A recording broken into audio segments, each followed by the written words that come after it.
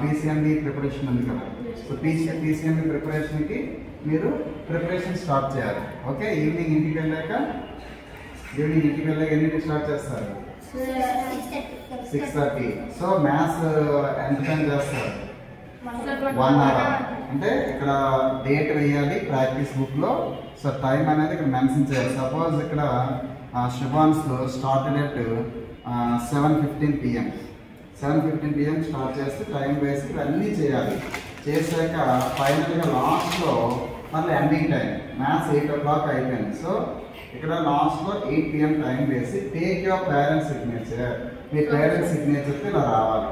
వచ్చి just early morning by first hour show to your class teacher. ఇలా మీరు prepare అయితే సక్సెస్ఫుల్గా మీరంతా కూడా చాలా అప్గ్రేడ్ అవుతారు. ఇప్పటికే చాలా డెవలప్ అయ్యారు. Good. Okay, all the best. అందరికీ కూడా బాగా చేయాలి, వర్క్ చేయండి.